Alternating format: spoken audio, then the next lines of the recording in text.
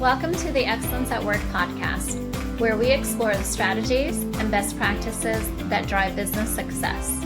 I'm Rachel Cooke, COO of Brandon Hall Group and the host of our podcast, along with members of our executive team. In each episode, we'll dive into the latest trends, insights, and real-world examples from some of the most exciting leaders from organizations worldwide. Be part of our journey and learn from the best as we discuss innovative approaches and cutting-edge technologies for talent management, learning and development, leadership, diversity and inclusion, and more. Hi, I'm Rachel Cooke, the COO of Brandon Hall Group and the host of Excellence at Work podcast.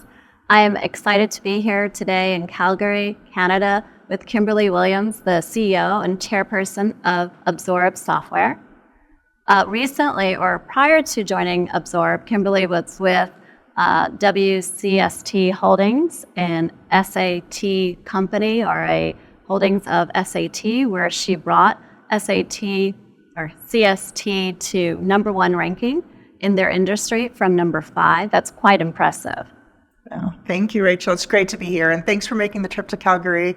We're thrilled to share a beautiful city with you, and the mountains tomorrow, I think, are in order for you, so that's great. I'm so excited. So excited to be at Absorb. I've had, quite a career in technology. Early in my career, I was fortunate enough to be around during the internet kind of infancy, and at that time had the opportunity to move into running a startup, actually starting up a business that was focused in the e-commerce space, and have stayed in technology since then. Always have had a passion for learning and development, and so when this opportunity came along, I just jumped at it. It's just at the heart and soul of, I think, a lot of the challenges that businesses have today, and it's great to be on the solution to some of those problems. And that's what we are going to be talking about today, is around the business challenges that L&D faces and how they are, or how technology and great leadership and process can really help them propel the organization for the future. And so let's get started. What are some of the critical business challenges that you see L&D facing? Yeah, I think challenges as well as, sitting in a seat now where they can make a huge impact on the organization. Never before have we had such an important part that L&D plays for companies today. And I really frame it around 4 different areas that I think are important for companies and where they're investing dollars to improve. So one we hear a lot about, which is obviously upskilling. The rate at which skills are changing in the world is very rapid, and the amount of time that people are in the workforce is expanding. So when I was growing up, it would not be unusual to retire at age 60, 65, and now people are working much longer in the workforce. And so you have the need to continually upgrade people's skills. And so we see a lot of that's a really critical need for companies. I think the second is connection and cultural assimilation. As companies become more remote and as they are physically distributed, even if they have physical offices, workforces tend to be global, much more global by nature than they used to be. And so the ability to use software to enable people to connect with each other, whether that is a peer mentor on culture or whether that is actually like a subject matter expert sharing their knowledge, that connection piece is critical, and our software and people in our space enable that to happen. And also, you're less from a cultural assimilation perspective, you're trying to drive a constant culture across this global workforce as much as you can without people physically observing others in the workplace. And so using technology to do that, I think, is another key tenet for L&D. So that connection culture piece is the second one that I'd say I see a lot of investment. The third would be, how do we use education for growth? And this is I would say, a really exciting area because for the first time, L&D people have the opportunity to get on the revenue side of the business. And it's much more measurable in terms of the ROI that they're making. So we're seeing people invest, companies, the largest enterprises invest in things like, how do I train my salespeople so that they can keep up to date with all our product changes, or, obviously improving their sales techniques? How do I educate my customers so that they can know what the product can do for them, increase usage, potentially new product launches, knowing how that might impact them as well. We're seeing it used with prospects, which is a really exciting development, especially companies that have a complex product where you can't cover everything in a sales call. And so now we find that these companies are using it to support their solution engineers in the sales process so that their prospects can really understand how to use the product and compare it to others. We're seeing it to energize the partner channel so that they understand how to use the product, know how to deliver the ROI, et cetera. So all of these aspects of learning and development are now moving into revenue generation in a big way. And it obviously starts with some of the biggest companies in the world who are doing this. And it will, filter down, obviously, to more the mid-market and the SMB as well over time. And then the fourth area would really be cost reduction. And the cost reduction can come in a variety of forms, but I think the probably the simplest way to say it would be things like, how do we educate our customers so they know how to use the product and they're calling us less for support, or they're emailing us less for support?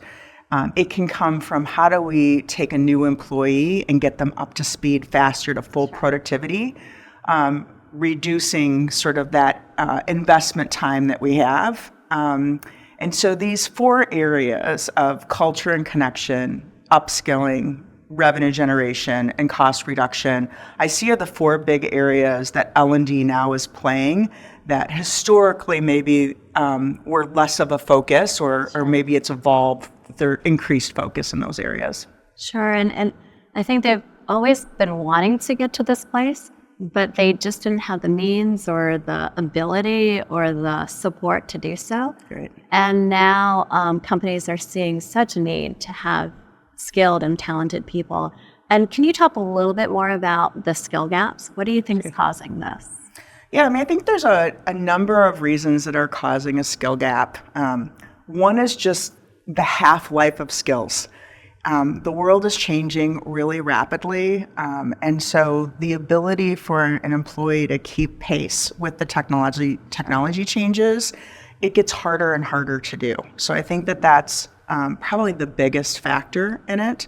An L&D person can probably relate to this if they are doing, say, job descriptions and competencies for job descriptions. 2 years ago, you might not have had generative AI as part of a necessary skill for someone in product development. But now you need to have that, at least an awareness, so you know how to design your product to take advantage of some of that. And so all of these things are changing so rapidly that it becomes really important that you upskill your employee base and your customer base and your supplier base. So it's not just your own employees. I think the second is just the length of time people are staying in the workforce. So if you're expected now to potentially have a 50-year career as opposed to a 30-year career. And so just think about the amount of change that happens in 50 years versus 30 years. And so that need to continually keep people current. And then I just think, when you look at just the way jobs are done, if you think about when I was a child, I lived in Michigan. I would watch, a lot of the people in our community worked for the automakers. And the way we did at the time manufacturing of automobiles is significantly different than it is now. So you have much more robotics being used, much more computers to make sure that you've done some assembly correctly or evaluate the quality of something. And so at once in a time, what was most important about a person in manufacturing, were they physically strong enough to do the work that was required day in, day out, for years, right? And now that has shifted to, do we have a workforce that can handle all the technology required to do that work? And My peers who I grew up with started with limited technology, and now they're expected to be able to run a lot of computer-guided systems on the shop floor. And so there's just a lot of that length of time that you're in the career, in the workforce, requires that you keep your skills current. And it's rapidly changing, as you see. And when we do our research each year on HCM priorities and looking at the landscape, we, one of the things that we asked last year is around skills. And was HR and learning prepared? Did they have the right skills and talent in their organization? And about 50% said yes, but still not quite effective. So there's a lot of opportunity, and we see that upskilling is a huge tool for retention of employees. What else are you seeing and how we can retain or develop employees? Yeah, I think the skill improvement is definitely one of them, especially when you get into the younger individuals in our workforce. They expect to have upskilling. I can't remember. I think it's something, mid 20% of people who are, Gen Z, X people are actually seeking training outside of work because they do not feel like that they're getting enough. And they've recognized that they can tie skill development to their career development. And so if they have aspirations from a career path perspective, they definitely want that skill development. I would say that when you think about developing your employees, it's a big investment to make. And so retaining them is really important. And a really big part of retaining employees is making sure you've got great employee engagement. And that really, the foundation is how do we build those connections between people? How are they leaving a group of friends and colleagues instead of just leaving a job? And so we see a lot of focus when people are using our strategic learning system to capitalize on the connective piece, functionality that we have in the system to build those connections between individuals, sharing knowledge. How do you get the tribal knowledge out of somebody who's been with the company for 50 years and have sort of seen a lot of the evolution? How do you get it out of their minds and into the heads of your other employees? And so we're seeing much more around using simple user-friendly course authoring tools so the SME can actually develop quick courses for people as well. So we see a lot of peer-to-peer learning, a lot of connection, in addition to more traditional instructor-led courses or self-directed courses. So I'd say that that's kind of overall a big theme that we see with our customers.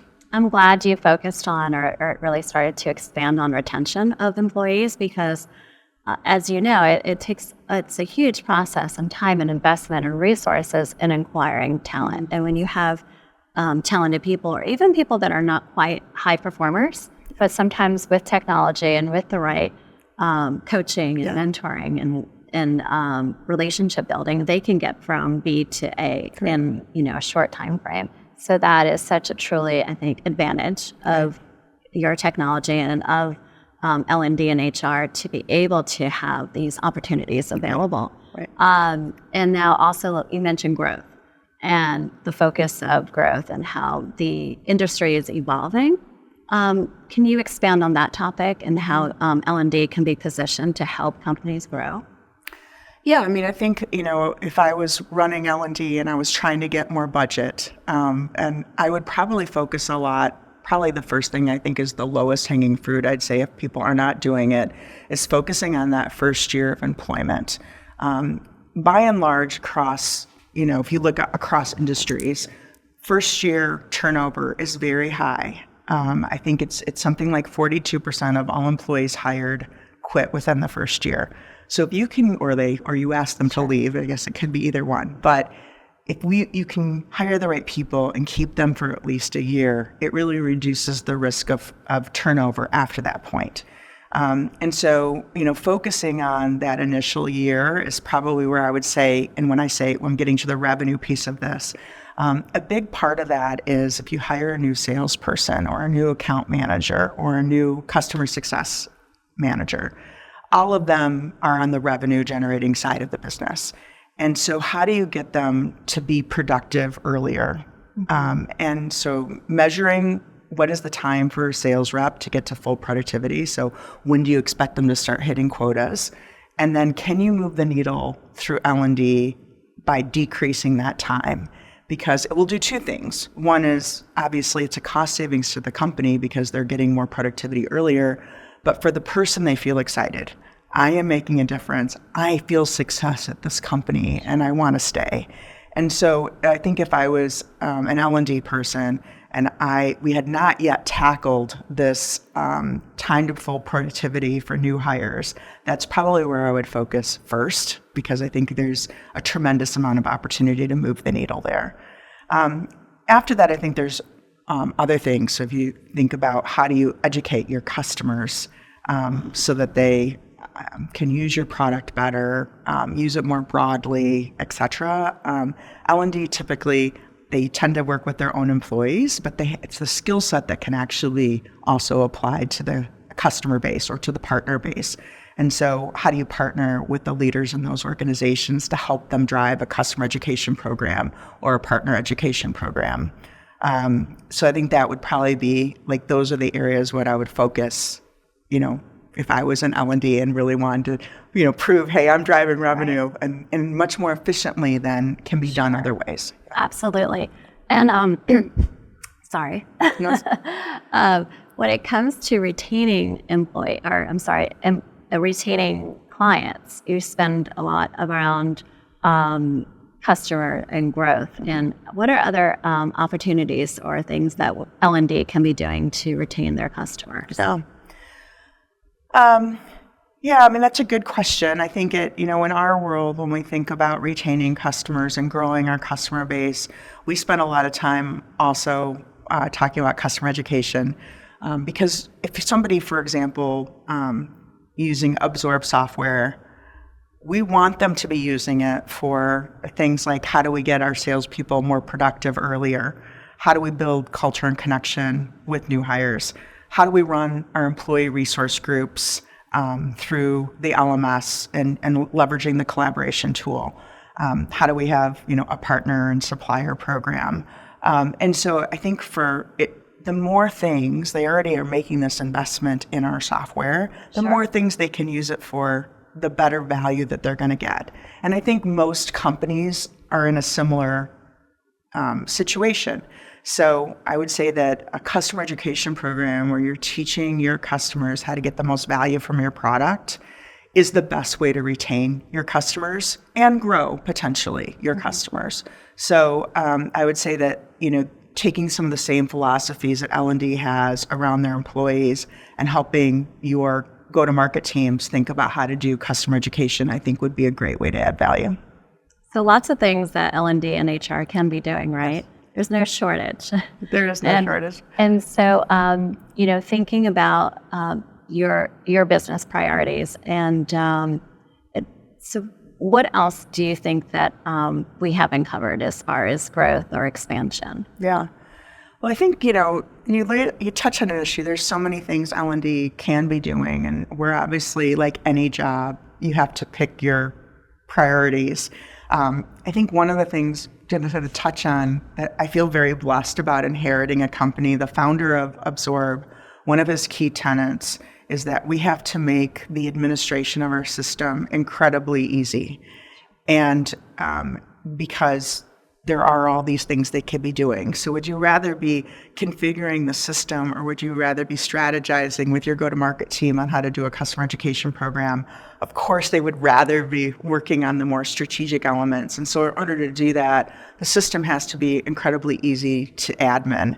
And I'm touching on that because I just think as you think about these strategic learning systems permeating the organization, you now have admins all over. And it's a fraction of their time when they're thinking about how do I, admin a customer education program or partner education or supplier education program. It's no longer, something that can be a full-time job. And so having a really easy to admin system is really important. And it's one of the overarching kind of philosophies we have when we're developing new capabilities. So our skills capability, for example, it removes the lift from the L&D professional for some of the work. So it uses AI to go out and grab all the job descriptions in the public domain. It extracts what are the most common competencies and skills, and then translate those, links those competencies and skills then to courses. And so when you think about how fast a job description can change, it's really difficult for L&D to keep up with that. Sure. And so the nice thing about leveraging AI to do that is that we can run it every 3 months. Like, let's go out and see how it's changed in the last 3 months. And so it's always current, and the L&D professional has less on their plate to have to do some of the skills mapping and other work. So I think that philosophy, finding software and tools as an L&D professional that make your life easier and free up your time is really vital. And this dovetails into, we're always asking learning professionals to do more with less. And you touched on AI, and now we can't really have a discussion without AI within some capacity of how learning or HR are either developing it or using it. And our research has shown that only about 70% of HR, that they feel that HR is prepared to use AI. Yeah. And with the concept of doing more with less, with this expanding, ever revolving, rapidly moving industry that we're in, or industries, it's just not learning, it's just not HR, it's everywhere. It's manufacturing, it's education, it's retail. So what else, or how does your technology help the HR and the learning professional with the use of AI propel their initiatives? Yeah. I think there's two components. Obviously, we have a lot of AI in our system that makes hopefully the job of the learning and development professional easier. But I would say that when you're thinking about how to drive kind of an AI culture within your company, one of the most important aspects of that is to find you always have these people that are on the leading edge, right? Sure. Who are testing things. And so the nice thing about a system like Absorb is that you can have those people do quick little courses. This is how I applied it in our legal department. This is how we applied it in our corporate IT department. This is how we applied it in R&D, et cetera. And using that then with other people within the department so they get an idea of how it can be used in the application.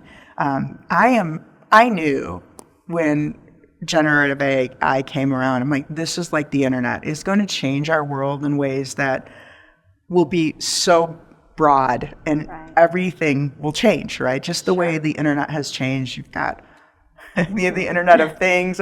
It's very interesting how much it changed the world. And we're in a similar situation with AI. And so how do we get all of our employees to embrace it? Sure. And we did a lot of work around that culturally. I guess it was probably about a year and a half ago. And I am amazed of the ways that the employees have found to apply AI in their world. And so I think the challenge for the L&D person is, how do you find those people and get them to tell the story throughout the company so that other people can grasp it and start to use it as well?